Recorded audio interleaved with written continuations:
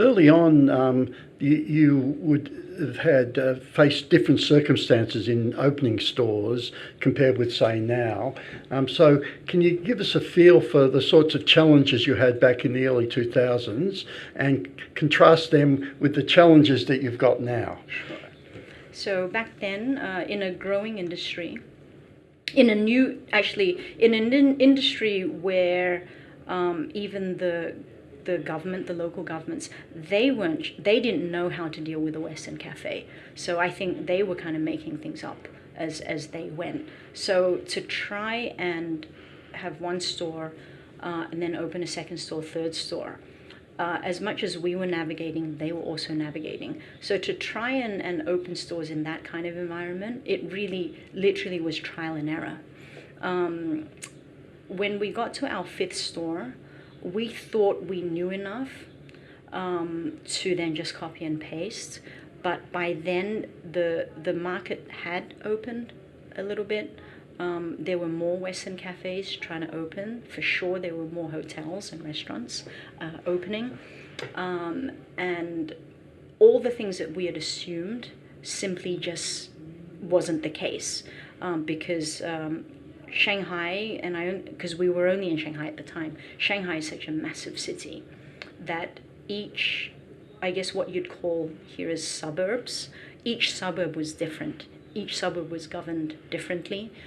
So we'd design a store for Chatswood, say, and then we'd then open in Willoughby, for example. Then we think, okay, Chatswood, Willoughby, very close. We'd apply the same rules to our design, the size of the rooms, the flow, and we then try open in Willoughby, and we just get rejected.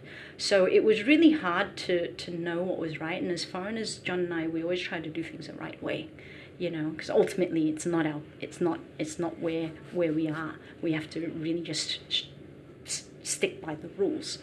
So the difference is today, which for us is great, is that it's a very systematic. All the rules and regulations are very clear now, and in fact they're updating them faster than sometimes we don't even get updated because things have just are changing so quickly.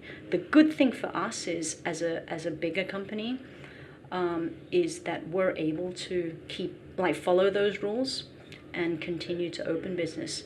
And the great thing is in the last 2 years it's actually wiped out a lot of smaller businesses, so potential competitors, because they simply didn't have the resources or know-how to then keep up with the constant changes.